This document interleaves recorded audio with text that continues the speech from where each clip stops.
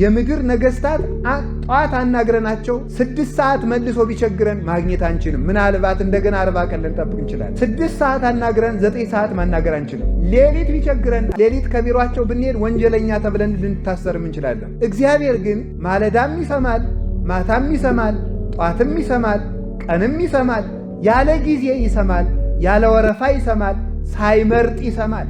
እግዚአብሔር የሚሰማውና የማይሰማው ሰው የለም፣ ሁሉንም ይሰማል።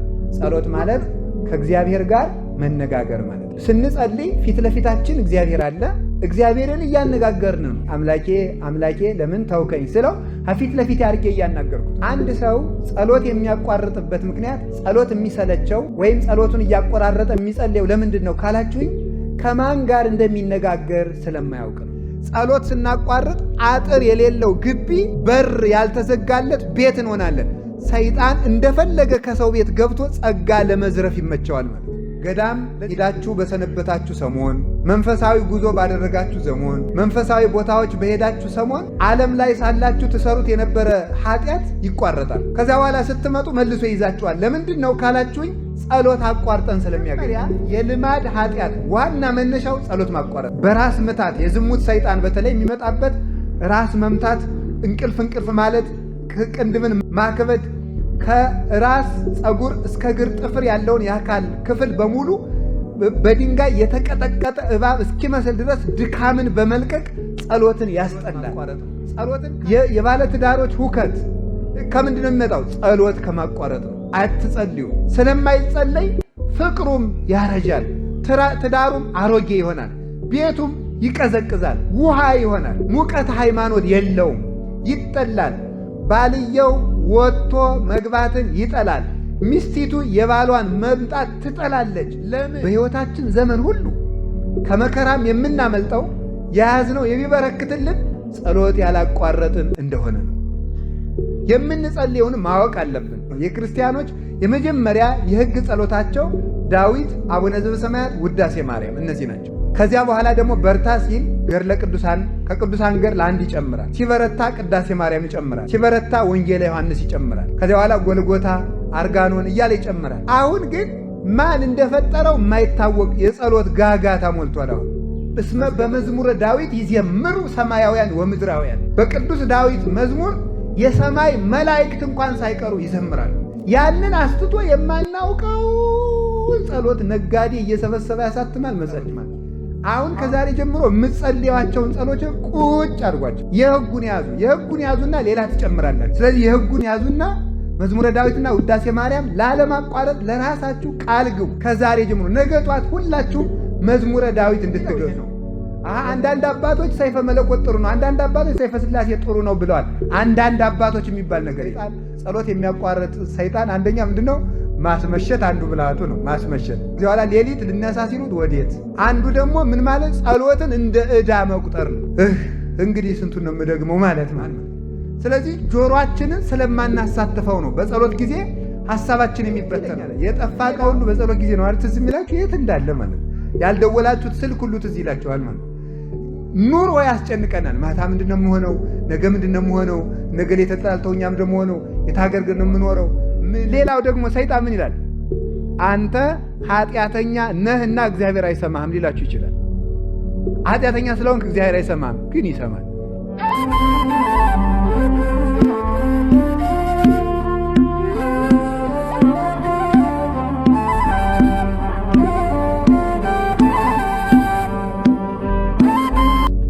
በስመ አብ ወወልድ ወመንፈስ ቅዱስ አሐዱ አምላክ።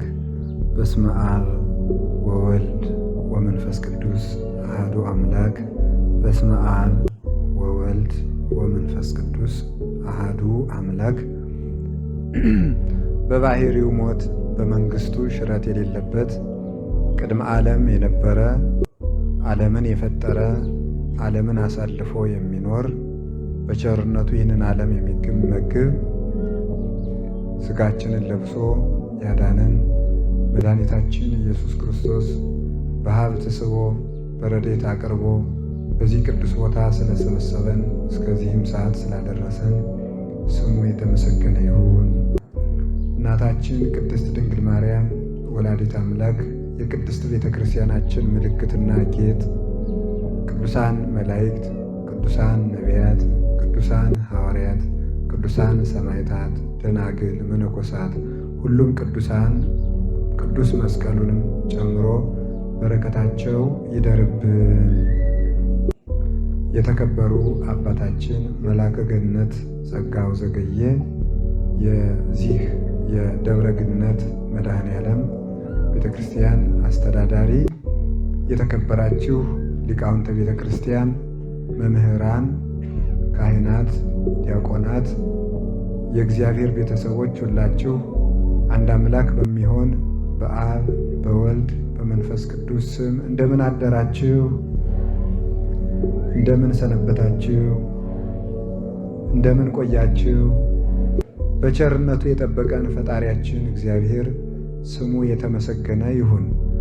በመካከላችን ተገኝቶ ልቡናችንን ከፍቶ እንዲያስተምረን ቅዱስ ፈቃዱ ይሆንልን።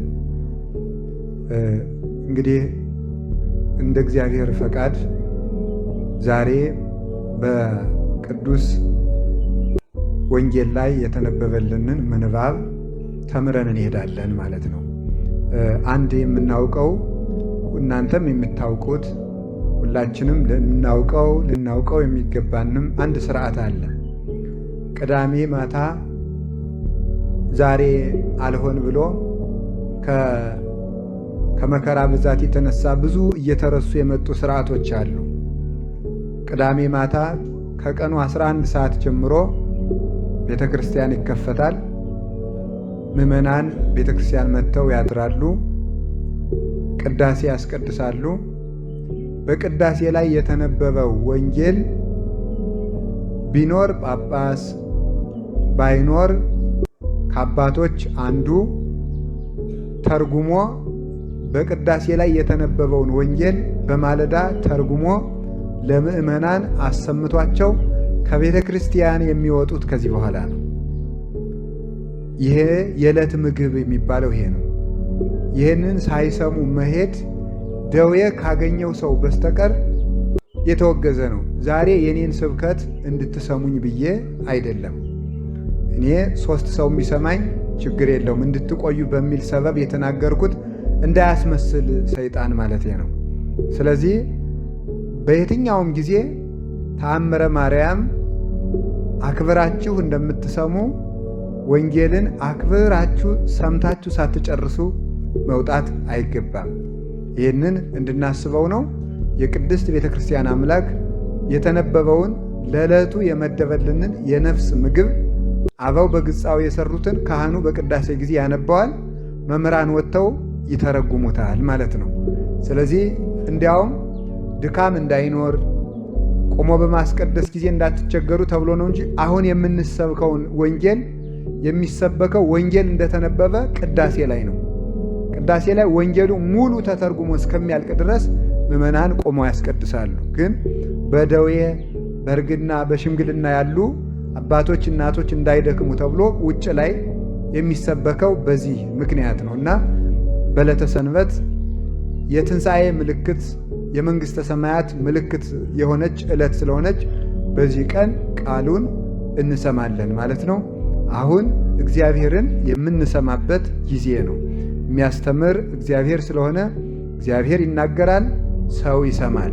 እግዚአብሔር እንድንሰማ እሱም እንዲናገረን ቅዱስ ፈቃዱ ይሁንልን። አሁን የምንማማረው ቅድም እንዳልኳችሁ በቅዳሴ ጊዜ የተነበበው ወንጌል ነው። ወሶበሂ ትጸልዩ ኢትኩኑ ከመ መደለዋን። ዛሬ ትንሽ ጊዜ ብትሰጡ ደስ ይለኛል። ትሰጡኛላችሁ? ከሁል ጊዜው ትንሽ ደቂቃ ትጨምራላችሁ? ምክንያቱም ዛሬ በጣም ወንጌሉ ሰፊ ነው። ግን በቃ አይ ሰፊ ከሆነ ስልሂድ ብላችሁ ደግሞ ተስፋ ቆርጣችሁም እንዳትሄዱ እመጥነዋለሁ። እንደዚያም ስለሆነ ግን እስኪ ዛሬ በቃ ዛሬ ትንሽ ጨምሩባት ከሁል ጊዜው ሰዓት ማለት ነው። ስለዚህ ወሶበሂ ትጸልዩ ኢትኩኑ ከመ መደለዋን፣ ስትጸልዩ እንደ ግብዞች አትሁኑ። የማቴዎስ ወንጌል ምዕራፍ 6 ከቁጥር 5 ካህኑ እንዲህ ብለው ጀምረው ነው ያነበቡት። ሙሉ ምንባቡን እያነበብን እየተረጎምን እንሄዳለን ማለት ነው። ለምንድን ነው ዛሬ ሰፋ ይበል ያልኩት? በየዕለታችሁ የምታውቁትና ትርጉሙን ልታውቁት የሚገባ ቃል ስለሆነ ዛሬ የተነበበው ቅዳሴ ጊዜ ገጥሞት ማለት ነው። እና ወሶበ ይትጼልዩ ይትኩኑ ከመ መደለዋን፣ ስትጸልዩ እንደ ግብዞች አትሁኑ። እስመ እሙንቱ ውስተ መኳርብት ወውስተ መራህብት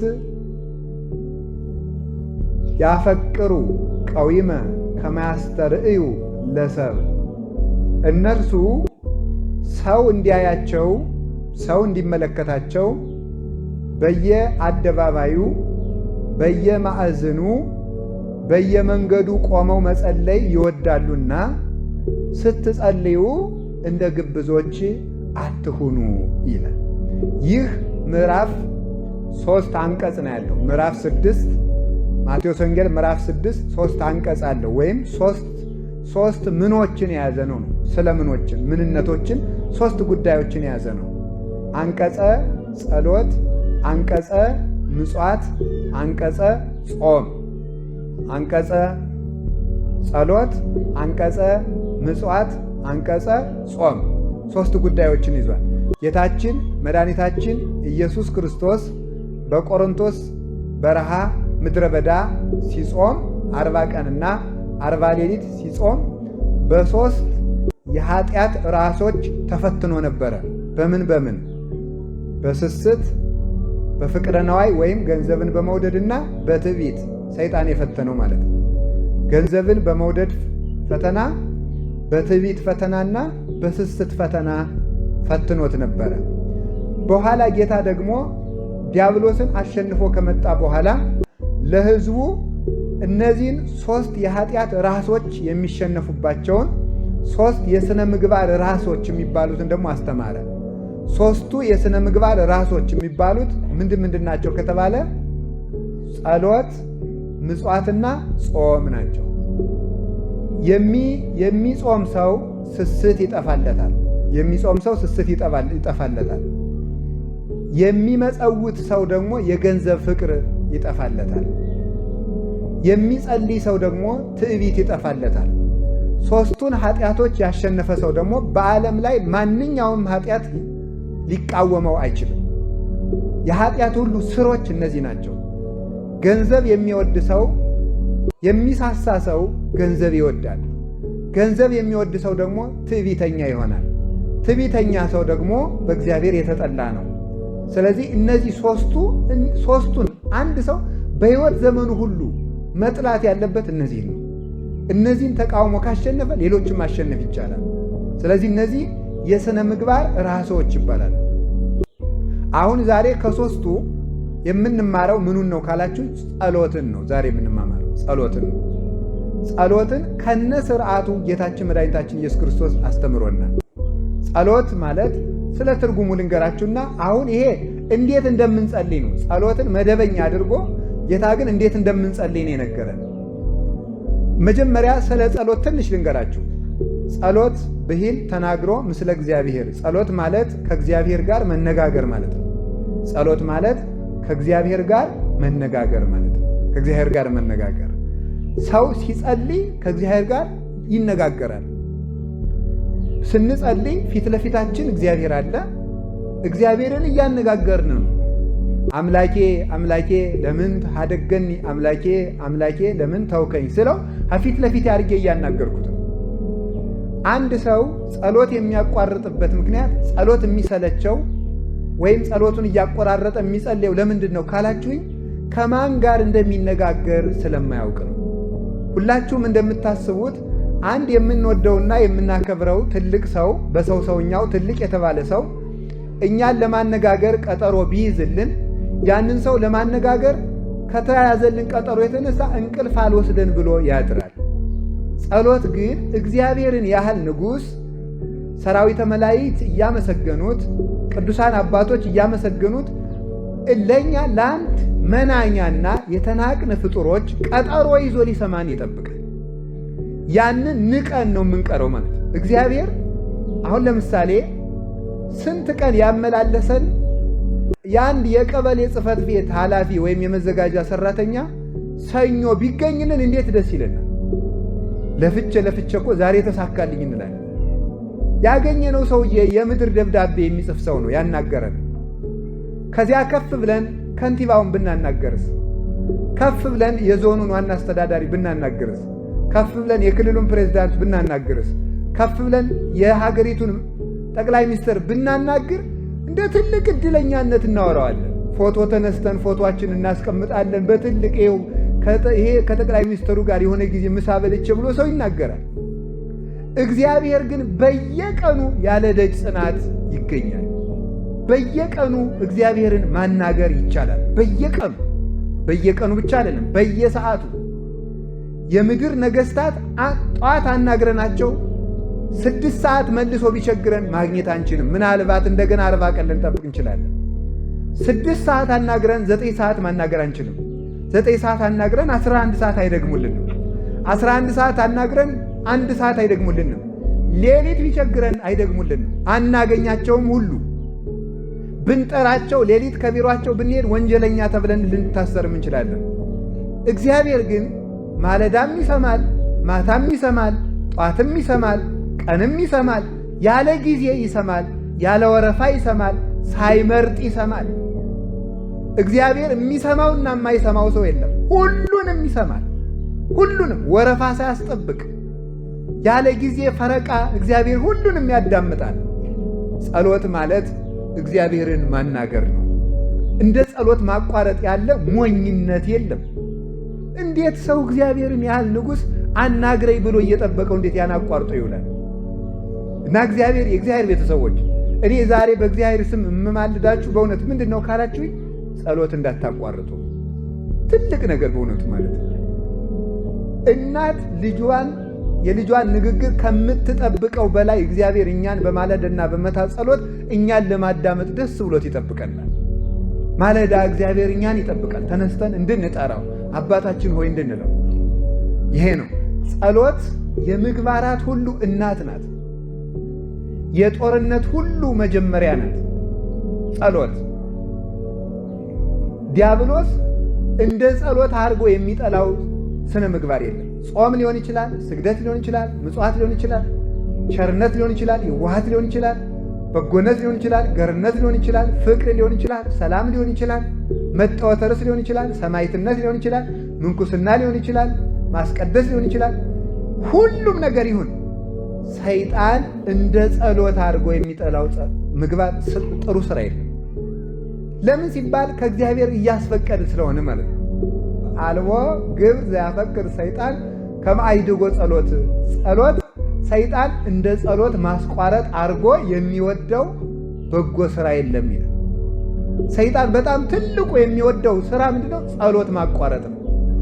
ጸሎት ማቋረጥ ጸሎትን ለምን ሲባል እስመ እሳት ይወፅእ እማፉሁ ለዘይጸልይ፣ ከሚጸልይ ሰው አንደበት እሳት ይወጣልና፣ ወያውዕዮ ለሰይጣን፣ ሰይጣንንም ያቃጥለዋልና፣ ወይደጉጾ አይኑንም ይወገዋልና፣ እስመ ጉድብ ውእቱ በኀቤሁ፣ ጸሎት በሰይጣን ዘንድ የተሳለ ጦር ነው፣ አይኑን ያጠፋዋል።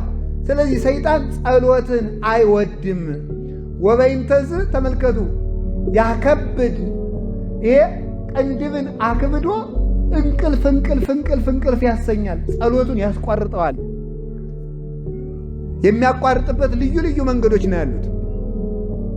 አንዳንድ ጊዜ የማንዘልቀውን በጣም ብዙ ጸሎት በማስጀመር ከዚያ በኋላ ሰልችቶ እንድንተወው በማድረግ፣ ሌላ ጊዜ ደግሞ በምንጸልይበት ጊዜ ሐሳባችን ይበትንና ሐሳቤ እየተበታተነ የምጸልየውን ጸሎት እግዚአብሔር አይሰማኝም ብለን ደግሞ እንድናቋርጠው ማድረግ። በጣም እንዴት ያለ ጠቢበኛ እኮ ነው። ሐሳባችን የሚበትነውም እሱ ነው። ሐሳቤ ስለተበተነ እግዚአብሔር አይሰማኝም ብለን ደግሞ እንድናቋርጥም የሚያደርግ ደግሞ እሱ ነው። ሶስተኛ ደግሞ ጸልየህ ምን አመጣህ፣ ጸልየሽ ምን አመጣሽ ብሎ ደግሞ ጸሎት እንድንተው ያደርገናል።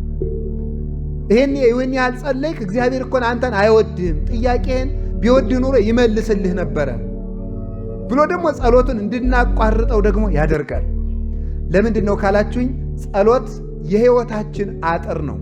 የሕይወታችን ደጅ ነው። ደጅ ወይም በር አጥር የሌለው ቤት ለሌባ፣ ለወንበዴ፣ ለኃላፊ፣ ለአግዳሚ ሁሉ የተመቸ ለዘረፋ የተመቸ እንደሆነ ጸሎት ስናቋርጥ አጥር የሌለው ግቢ በር ያልተዘጋለት ቤት እንሆናለን። ሰይጣን እንደፈለገ ከሰው ቤት ገብቶ ጸጋ ለመዝረፍ ይመቸዋል ማለት ነው።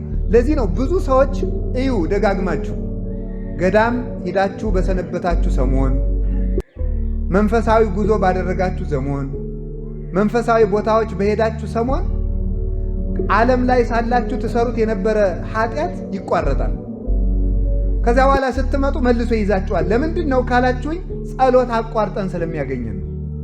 ጸሎት መጀመሪያ የልማድ ኃጢአት ዋና መነሻው ጸሎት ማቋረጥ ነው። በራስ ምታት የዝሙት ሰይጣን በተለይ የሚመጣበት ራስ መምታት፣ እንቅልፍ ማለት፣ ቅንድብን ማክበድ፣ ከራስ ፀጉር እስከ እግር ጥፍር ያለውን የአካል ክፍል በሙሉ በድንጋይ የተቀጠቀጠ እባብ እስኪመስል ድረስ ድካምን በመልቀቅ ጸሎትን ያስጠላል። ጸሎትን ካስጠላ በኋላ ጸሎቱን ያስቋርጠናል። ካስቋረጠን ረድኤተ እግዚአብሔር እኛ ጋር ስለሌለ የፈለገውን ኃጢአት ለማሰራት ይመቸዋል። ኃጢአተኛ ለመሆን የመቅሰፍት ሁሉ መጀመሪያ ምንድን ነው ካላችሁኝ፣ ጸሎት ማቋረጥ። የበረከት ማጣት ምንጭ ዋናው ጸሎት ማቋረጥ ነው። የጠብ መጀመሪያ ዋናው ምንድን ነው? ጸሎት ማቋረጥ ነው። የባለ ትዳሮች ሁከት ከምንድን ነው የሚመጣው? ጸሎት ከማቋረጥ ነው። አትጸልዩ። ስለማይጸለይ ፍቅሩም ያረጃል፣ ትዳሩም አሮጌ ይሆናል፣ ቤቱም ይቀዘቅዛል፣ ውሃ ይሆናል። ሙቀት ሃይማኖት የለውም፣ ይጠላል። ባልየው ወጥቶ መግባትን ይጠላል። ሚስቲቱ የባሏን መምጣት ትጠላለች። ለምን? ጸሎት የተለየው ትዳር ስለሆነ ቀዝቃዛና የተጠላ የነገር እሾህ የወረሰው ይሆናል ማለት ነው። በሕይወታችን ዘመን ሁሉ ከመከራም የምናመልጠው የያዝነው የሚበረክትልን ጸሎት ያላቋረጥን እንደሆነ ነው። የምንጸልየውን ማወቅ አለብን።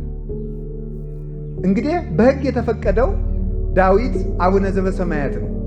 መዝሙረ ዳዊት አቡነ ዘበሰማያት የክርስቲያኖች የመጀመሪያ የሕግ ጸሎታቸው ዳዊት፣ አቡነ ዘበሰማያት፣ ውዳሴ ማርያም እነዚህ ናቸው። ከዚያ በኋላ ደግሞ በርታ ሲል ገድለ ቅዱሳን ከቅዱሳን ገድል አንድ ይጨምራል። ሲበረታ ቅዳሴ ማርያም ይጨምራል። ሲበረታ ወንጌለ ዮሐንስ ይጨምራል። ከዚያ በኋላ ጎልጎታ፣ አርጋኖን እያለ ይጨምራል። አሁን ግን ማን እንደፈጠረው የማይታወቅ የጸሎት ጋጋታ ሞልቷል። አሁን መዝገበ ጸሎት የሚባል አለ። የሆነ ጥርቅም ማለት እንዳይከፋችሁ እሺ። ድሮ ባለ 53ቱ የሚባል ነበር፣ ኋላ ባለ 78ቱ፣ አሁን ደግሞ 90 ምናምን ሆኗል መስሎ 100 ምናምን። ለውዳሴ ከንቱ ምዕመናን በቀይ ቢጫ አረንጓዴ ማህደር ያደረጉትና ሳሳ ያለ ነጠላ አድርገው አዝለውት ጀለል ጀለል ይላሉ። አንዱንም አያነቡት ማለት ነው። ከዚያ በኋላ መልካ አርሴማ አይቀር፣ መልካ ሚካኤል አይቀር፣ ውዳሴ አምላክ አይቀር፣ ሰይፈ ሚካኤል፣ ሰይፈ ሥላሴ አይቀር፣ ሰይፈ መለኮት አይቀር፣ ግግግግግግ አንዱንም ከዚያ በኋላ አይጸለይም። መጀመሪያ በሕግ የታዘዘውን ጸልዩ። ከደም ጸሎተ ባርቶስ ምንድን ነው ይኛል? በሕግ የታዘዘውን 318ቱ ሊቃውንት በፍትሐ ነገሥት ያዘዙትን፣ ነቢያት ሐዋርያት ያዘዙትን መዝሙረ ዳዊት፣ ውዳሴ ማርያም፣ ዳዊት፣ ወንጌል ጸልዩ። አሁን ከዛሬ ጀምሮ ሁላችሁም ዳዊት ይኖራችኋል። ከቃሉ ጋር ናችሁ። እግዚአብሔር ከሁላችን ጋር ይሁን። ስለዚህ ሁላችሁም ከዛሬ ጀምሮ መዝሙረ ዳዊት ሊኖራችሁ ይገባል። መዝሙረ ዳዊት የሌለው ክርስቲያን አይደለም። እዩት። ስርዓት ምን ያስተምርናል ካላችሁ ገድለ ቅዱሳን፣ ስርዓተ ቤተክርስቲያን። አሁን ይውላችሁ ተክሊል ሲፈጸም ዳዊትና ውዳሴ ማርያም ነው የሚደገሙ፣ ምንም አይደለም ሌላ። ወንጌል አለቀ። እሺ ክርስትና ሲነሳ ዳዊት ውዳሴ ማርያም ነው የሚጸለየው፣ ወንጌል ነው የሚጸለየው። ሙታን ሲፈቱ ዳዊት ውዳሴ ማርያም ወንጌል ነው የሚጸለየው። ምን የትኛውም ስርዓተ ቤተክርስቲያን ካህናት ዲያቆናት ሲሾሙ ዳዊት ውዳሴ ማርያም፣ ጸሎተ ቡራኬ ሁሉ ዳዊት ውዳሴ ማርያም። ካህኑ ቅዳሴ ከመግባቱ በፊት ቅድመ ግባተ መንጦላይት የሚባል ጸሎት አለ። ከመቅደስ ገብቶ ከመጸለዩ በፊት ወጥቶ ቅድስቱ ላይ ሆኖ መብራት ይዞ መስቀል ይዞ ህዝቡ ፊቱን ወደ ህዝቡ አዙሮ የሚጸልየው ጸሎት አለ። ዳዊት ነው፣ መዝሙረ ዳዊት ነው።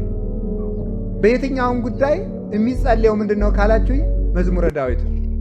በየትኛውም ነገር ውስጥ ማለት ነው። በቅዳሴ በኪዳን በሁሉ መቅድም ላይ 40 ቀን ሙሉ የድጓ መምህራን በአብይ ጾም፣ በፍልሰታ፣ በአጽዋማት ጊዜ ስባተ ነግህ የሚባል ቃለ እግዚአብሔር አለ። ዳዊት መዝሙረ ዳዊት ነው። በቃ ማለዳ በሙሉ 150ውን ዳዊት ሲያስተዛዝሩ ነው የሚያረፍዱ ማለት ነው። ዳዊት ነው የሚጸልዩ። ስባተ ነግህ የቅዱስ ያሬድ ቃለ እግዚአብሔር ብዙ ነው። ምዕራፍ የሚባል መጽሐፍ አለ ሙሉ ዳዊት። እስመ በመዝሙረ ዳዊት ይዘምሩ ሰማያውያን ወምድራውያን። በቅዱስ ዳዊት መዝሙር የሰማይ መላእክት እንኳን ሳይቀሩ ይዘምራሉ። ያንን አስትቶ የማናውቀው ጸሎት ነጋዴ እየሰበሰበ ያሳትማል መጸለይ።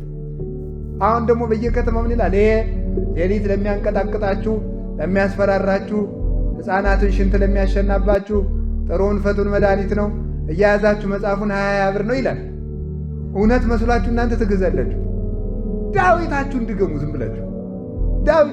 እንዲያው መዝሙረ ዳዊት ለ40 ቀን እንኳን ሳታቋሩ እንኳን ሁል ጊዜ 40 ቀን እንኳን ብትጸልዩ አጋንንት በእናንተ ዘውር አይሉ። የሁሉንም ቅዱሳን በሙሉ ገድል ብታነቡት መዝሙረ ዳዊት ነበር የሚያነቡት። መዝሙረ ዳዊት፣ አቡነ ዘበሰማያት፣ ውዳሴ ማርያም፣ ቅዳሴ ማርያም፣ ይሄ ነው ጸሎት ማለት። አሁን ከዛሬ ጀምሮ የምትጸልያቸውን ጸሎች ቁጭ አድርጓቸው። የሕጉን ያዙና ሌላ ትጨምራላችሁ። ስለዚህ የሕጉን ያዙና መዝሙረ ዳዊትና ውዳሴ ማርያም ላለማቋረጥ ለራሳችሁ ቃል ግቡ። ከዛሬ ጀምሮ ነገ ጧት ሁላችሁም መዝሙረ ዳዊት እንድትገዙ። መዝሙረ ዳዊት ሁላችሁም የሰንበት ትምህርት ቤቱም ሱቅ አለው አይደል? ዳዊት አለው አለ። እዚያ ግዙ። ከሌላችሁ አምጡ። ከሌላችሁ እናንተም ባህር ዳር ዳችሁ አምጡ። ሰሞኑን እስከሚቀጥለው ሳምንት መንፈሳዊ ፕሮጀክት ምዕመናን እየሰማችሁ ነው። መዝሙረ ዳዊት ገዝታችሁ ጸልዩ። እርግጠኛ ሁኜ ነው የምነግራችሁ፣ የፈለጋችሁትን ነገር ይመልስላችኋል መድኃኔዓለም። እምነቴን ነው እንጂ እንደ ቅዱሳን ጸጋ ኑሮኝ አይደለም እንደዚህ የምለው። እምነቴን ነው የምነግራችሁ። በሕግ የታዘዘውን ነገር አድርጉ። ሕግ የሚለው ይሄ ነው። አንዳንድ አባቶች ሰይፈ መለኮት ጥሩ ነው፣ አንዳንድ አባቶች ሰይፈ ሥላሴ ጥሩ ነው ብለዋል። አንዳንድ አባቶች የሚባል ነገር የለም። የመጽሐፍ መምህራን የተናገሩት ነው እውነት። እኔ ደግሞ እንግዲህ የመጽሐፍ መምህር ነኝ። ምን ሆናችኋል እናንተ? የቤተ ክርስቲያን የመጽሐፍ መምህር ነኝ። ለክታ ሰፍራት ብሉይውን አስተምር፣ ሐዲሱን አስተምር፣ ሊቃውንቱን አስተምር፣ መነኮሳቱን አስተምር ብላ መርቃ ሰጥታኛለች። ተምሬበታለሁ፣ እናገራለሁ። ስለዚህ ቤተ ክርስቲያን እነማን የሚናገሩትን እንመን ካላችሁ የመጽሐፍ መምህራን የሚናገሩትን፣ የመጽሐፍ መምህራን የሚናገሩትን አበው ያስተማሩንን። የኔ እኮ አይደለም ትምህርቱ፣ የሊቃውንት የነ ቅዱስ ቄርሎስ የነ ቅዱስ ዮሐንስ አፈወርቅ የአባቶቻችን የ318ቱ ሊቃውንት ትምህርት ነው። ስለዚህ ዳዊት፣ ውዳሴ ማርያም ጸልዩ። ከዚያ ደግሞ ከሆነላችሁ አርጋኖን ጨምሩ። ደግሞ በ21 ድገሙ። ግን ሁሉንም አንድ ጊዜ አትጀምሩት ነው የኔ ጥያቄ። መጀመሪያ የዕለት ዳዊትና የዕለት ውዳሴ ማርያም ድገሙ። አቅም ካላችሁ ደግሞ የሰባቱን በየዕለቱ አድርጉት። ከዛ በኋላ ደግሞ ሌሎችን አቡነ ዘበሰማያት ብዙ የሚደገማለ ልነግራችሁ ነው። እሱ እንዲህ ያደረጋችሁ ከጸለያችሁ እግዚአብሔር ከኛ ጋር ይሆናል። አምላከ ቅዱሳን ከሁላችን ጋር ይሁን እና ጸሎት ከዚህ ሁሉ ያድናል። እግዚአብሔር ጋር ያገናኛል። ሀብትን፣ ረድኤትን ሁሉ ይጠብቃል። አንኳኩ፣ ንገሩኝ፣ በሉ አንኳኩ፣ አንኳኩ፣ አንኳኩ። እናንተ አሁን አንኳኩ ምን አደርጋለሁ ብሏል እግዚአብሔር። እናንተ አታንኳኩም፣ ግልብጥ ብላችሁ ማደር። አንኳኩ ማለት ጸልዩና የስጦታ በር ልክፈትላችሁ ብላችሁ የለም ባላንኳኳም ብላችሁ ተገንድሳችሁ እንደ ግንድ ታድራላችሁ። እግዚአብሔር በየት ጥያቄያችሁን ይመልሳል? አታንኳኩማ፣ አትጸልዩ። ዳዊት አንኳኩ፣ በአቡነ ዘበሰማያት ጠይቁኝ፣ በውዳሴ ማርያም ጸልዩኝ፣ አንኳኩና ልክፈትላችሁ። ማን ይስማ? ዝም ብሎ ወደ ጠንቋይ የሚሮጥ ማንኳኳት ሲያቅተው የእግዚአብሔር ደጅ የሚያንኳኳው ጠፍቶ አገር ለአገር ጠንቋይ አውደ ያህጉሩ ረስያን ወበከመ ልዕልና ከሰራይኮሙ ለደቂቀ እጓለ እመሕያው ይላል ቅዱስ ዳዊት። የሰው ልጆችን አንተ በልዕልና በጌትነትህ በዚህ ይደሩ፣ በዚህ ተሰሩ፣ በዚህ ተጠቀሙ ብለህ ጾሙን፣ ጸሎቱን፣ ሥርዓቱን ሰርተህላቸው ነበረ። አውደ ያህጉሩ ረስያን። ዝንጎዎች የሰው ልጆች ግን ያንተን ሕግ ያንተን ሥራ ትተው ሜዳ ለሜዳ ይዞራሉ ይላል። ውሃ ያለህ እዚህ ማሰሯችን ተሸክመን የምንሮጥ ወደዚያ፣ ሀብት ያለህ እዚህ እኛ የምንሮጥ በሌለበት፣ ሳር የሚለቀም እዚህ በጎች የሚኖሩ በበረሃ፣ ውሃ ያለህ እዚህ በጎች የሚኖሩ በበረሃ፣ ወርቅ ያለህ እዚህ እኛ የምንውል አፈር ላፈር። ይሄ ነው መዋያን አለማወቅ፣ የት እንደሚገኝ አለማወቅ። አሳው ያለ በዚህ እኛ መረባችን የምንጥል በግራ፣ አሳው የሚጠመድ እዚህ። ስለዚህ እውነት የምትጠቀሙበትን መንገድ እወቁት። የምትጸልዩ ከሆነ ሁሉንም ነገር ታሸንፋላችሁ። ድል እንድንነሳ እግዚአብሔር ይርዳን። እንደዚያ ከሆነ አሁን አንድ ነገር ልንገራችሁ። ሰይጣን የሚናገራችሁን ሹክ የሚላችሁን ነገር ልንገራችሁ። ለምሳሌ ሰይጣን ጸሎት የሚያቋርጥ ሰይጣን አንደኛ ምንድነው? ማስመሸት አንዱ ብልሃቱ ነው። ማስመሸት ማታ እስከ 5 ሰዓት ድረስ ጥሩ ጥሩ ፊልሞችን፣ ፕሮግራሞችን እያመጣ ጨዋታዎችን፣ ወጎችን፣ ስልኮችን እያስወራ ማታ በደንብ ያስመሻና በኋላ ሌሊት ልነሳ ሲሉት ወዴት? አንዱ ማስመሸት ነው። አንዱ ደግሞ ምን ማለት ጸሎትን እንደ ዕዳ መቁጠር ነው። እንግዲህ ስንቱን ነው የምደግመው ማለት ነው። ያ ሁሉ እንግዲህ የሚያልቅልኝ ጸሎት እኮ አላደረስኩም ብሎ እንደ ዕዳ መቁጠር። እስኪ እንደ ውድ ቅጠር። አሁን ወጣቶች እናውቃቸዋለን እኮ አሁን ልታገቡ ስትሉ እጮኛ ሲኖራችሁ ከዚያች ልጅ ጋር ስትቀጣጠሩ እንዴት ብላችሁ ነው የምትሯሯጡት አይደል? ይቅርታ ቀጠሮ አለብኝ ነው አይደል የምትሉት? ጸሎትን እንደዚያ የእግዚአብሔር የፍቅር ቀጠሮ አድርጉት። እግዚአብሔር አባታችሁ እንደሚጠብቃችሁ አስባችሁ የእሱ ቀጠሮ እንደሆናችሁ ነው ማሰብ። እንደ ዕዳ አትቁጠሩት። እንደ ዕዳ ስለምንቆጥረው ነው። ሌላው ደግሞ ሐሳቤ እየተበታተነ ብጸልይ እግዚአብሔር አይሰማኝም ለሚለው ሰይጣን ይሰማል፣ እግዚአብሔር ይሰማል። አንድ ነገር ልንገራችሁ። 10 የቅድስና ደረጃዎች አሉ። የሰው ልጅ ከ10 የቅድስና ደረጃዎች 4ኛው ላይ ካልደረሰ ሐሳቡ ሳይበተን መጸለይ አይችልም። እኛ ደግሞ ገና መጀመሪያውን አልጀመርንም። ስለዚህ ሐሳብ ቢበተንብህ አትጨነቅ፣ አትደነቅ። ከዚያኛው ማዕረግ አልደረስክምና ከዚያ ማዕረግ ሳትደርስ ሐሳቤ ለምን ተበታተነብኝ ማለት ትዕቢት ነው። ዝም ብለህ ቢሰማህም ባይሰማህም ቢገባህም ባይገባህም ጸልይ። ጸሎቱ ለአንተ ባይሰማ ለሰይጣን ይሰማዋል፣ ይሸሻል። ለአንተ ባይሰማ እግዚአብሔር ይሰማል። ሌላው ሐሳባችሁ እንዳይበተን ብትችሉ ሁሉንም ሕዋሳቶቻችሁን በጸሎት ጊዜ አሳትፏቸው። በጸሎት ጊዜ ማሳተፍ ማለት እግር ይቁም፣ እጅ መጽሐፍ ይሸከማል። አሁን አንድ ነገር ግን ማናሳትፈው በጣም ውድ የአካል ክፍል አለ። በጸሎት ጊዜ መስራት ያለበት ማን ነው? ጆሮ። እስኪ ጆሮ በሉ እንጂ በሉ። ጆሮ መሳተፍ አለበት በጸሎት ጊዜ። ምን ማድረግ አለበት? በጸሎት ጊዜ የሚሳተፈውም እያለ የምንናገረውን በጆሮአችን ማዳመጥ። የምንናገረውን በጆሮአችን ማዳመጥ ስንሰማው ከዚያ በኋላ በጆሮ የሚገባው ልብን ያስራል። ልብ ከእግዚአብሔር ጋር ይገናኛል። በአፍ የሚወጣው ወደ ጆሮ መግባት አለበት። በጆሮ የሚገባው ልብን ይቆጣጠራል። ልብ ሲቆጣጠር ሐሳብ መበተን ያቆማል ማለት። ስለዚህ ጆሮአችንን ስለማናሳትፈው ነው በጸሎት ጊዜ ሐሳባችን የሚበተነው። ሌላው እምነት ስለሌለን ነው ሐሳባችን የሚበተነው። አሁን ብዙ ጊዜ እንደውም አንድ የፍርድ ቤት ሰራተኛ ምን ብሎኛል? ያልዘጋሁት ፋይል ሁሉ ትዝ የሚለኝ ለጸሎት ስቆም ነዋል። በቃ ትዝ ይለኛል። የጠፋ ዕቃ ሁሉ በጸሎት ጊዜ ነው አይደል ትዝ የሚላችሁ የት እንዳለ ማለት።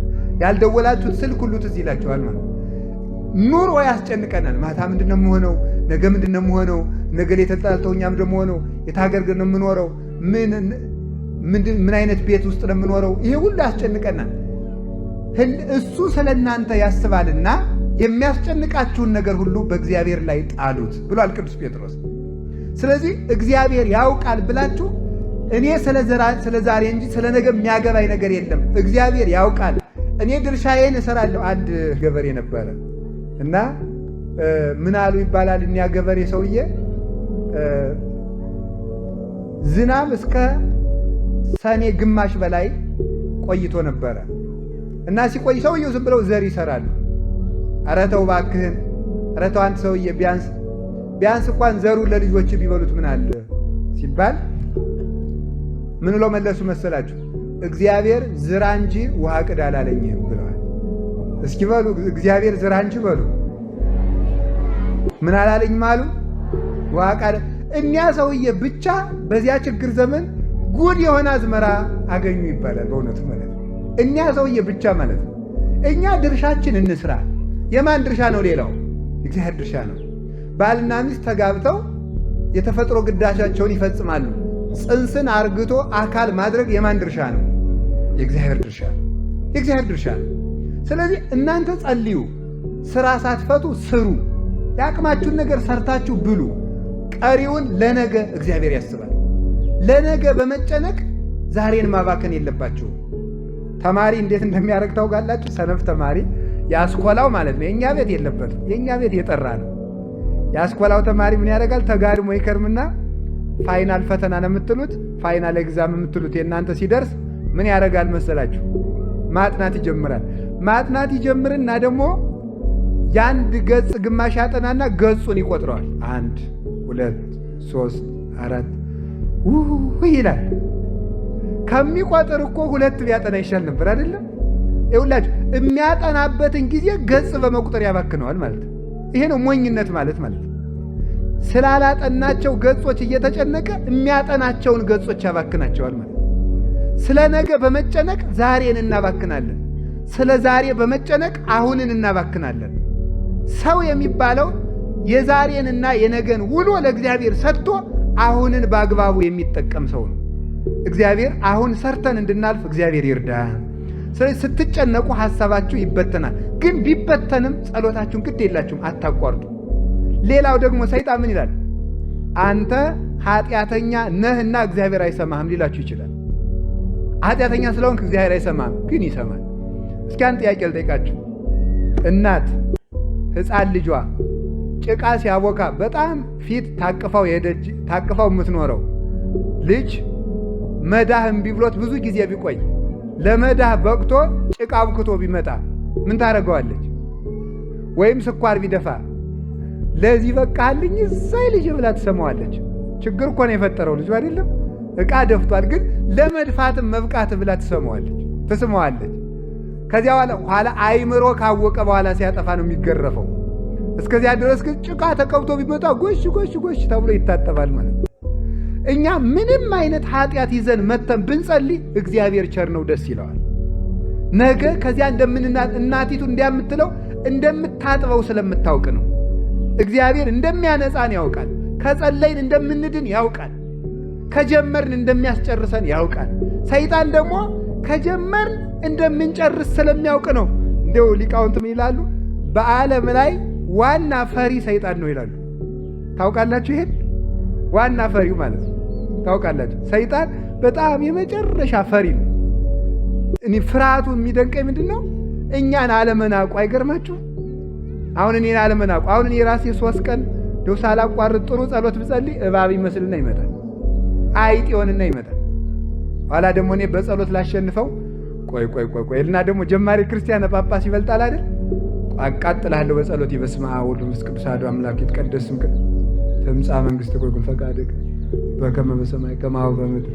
አቃጠልኩት ወይ ማለት ነው። አያልኩ እስቲ እንደው ተቃጥሎ እንደሆነ ባቡ ብናርጌ ሰድጄ ይሆን ብለን ማለት ነው እኮ ነው የጀማሪ ጸሎት ማለት ነው። አያችሁ አንድ የቤተ ክርስቲያን አባት ሲናገር ስለዚህ ጉዳይ ምን ይላል? እግዚአብሔርን እያሰብክ በመጸለይ እንጂ ሰይጣንን እያሰብክ በመጸለይ ሰይጣንን ልታሸንፈው አትችልም ይላል። እግዚአብሔርን እያሰብክ ስትጸልይ ግን እባብ ሆኖ ሊመጣ ይችላል፣ ጊንጥ ሆኖ ሊመጣ። ለምንድን ነው እንደዚያ ብሎ የሚመጣ? እንደዚያ ብሎ የሚመጣው ይሄ ሰውዬ ዛሬ 3 ቀን በተከታታይ መጸለይ ከጀመረ 30 ዓመት ሊጸልይ ይችላል። ስለዚህ ሳይደርቅ በርጥቡ ሳይርቅ በቅርቡ አሁን ማስቆም አለብኝ ብሎ እኮ ነው፣ ለማስፈራራት ማለት ነው። በጣም ፈሪ ነው። ኧረ እነዚህ ይሄ ሰውዬ ነገ አደጋ ይሆናል ብሎ ፈርቶ አሁን እንጂ አሁን እንጦንስን በፈተነበት እኔን መፈተኑ ያስቃል እኮ ምን አይነት ደካማ እንደሆነ ወራዳ በእውነቱ ማለት ነው። አሁን እኮ ወታደር አሁን ጀግና ወታደር እኮ ሕፃናት አንተ ወታደር ሌባ ቢሉት አይተኩስም። ይተኩሳል፣ ስቆባቸው ነው የሚሄደው። ጀግና የሚተኩስ ለጀግና ነው። ሰይጣን ግን ወራዳ ስለሆነ ወደኛ ሁሉ ይተኩሳል። ጀግኖቹማ እንግዲህ እነ እንጦንስ እነ መቃርስ ግንባሩን ብለው ይጥሉታል። እኛንም የማይንቅ ሰይጣን ፈሪ ነው። ፈሪ ስለሆነ ነው እንጂ የሚያስጨንቃችሁ ስለማይዘለቅ አይደለም። አንድ ቀን ቅዱስ እንጦንስ ሲጸልይ አጋንንት በሙሉ ምን ይመጣሉ? እባብ፣ ዘንዶ፣ አንበሳ፣ ጅብ፣ አጋግራ፣ አርጃኖን፣ ነምር፣ አይጥ፣ ጓጉንቸር፣ ዝምብ፣ የውሻ ተርፍ፣ በዓለም ያለ ዝሆን ምናምን ሁነው መስለው ተሰብስበው መጡበት። አውቀው እኮ ነው፣ አውሬ አይደለም፣ መስሎ ማለት ነው። ኋላ ቅዱስ እንጦንስ ምን አላቸው? ይሄ የሚያመለክተው በጣም አቅመቢስ እንደሆናችሁ ነው አላቸው። ምክንያቱም ጉልበት ቢኖራችሁ ኑሮ ለእኔ ለእንጦንስ የሚበቃው ጅቡ ብቻ ይበቃኝ ነበረ። አቅም ስለሌላችሁ ግን ብዙ ናችሁ መጣችሁ አላቸው። እንዲህ ሲሳለቅባቸው ብን ብለው ጠፉ። በእውነቱ ማለት ነው የቅዱስ እንጦንስ አምላክ እኛን የሚፈትኑትን አጋንንት ሁሉ ያብንንልን። በእውነቱ ማለት ነው። ሁላችንም ምን ማድረግ አለብን ካላችሁ በጸሎት ብዙ ብርቱ መሆን አለብን። ቢያሰለችን ቢደክመን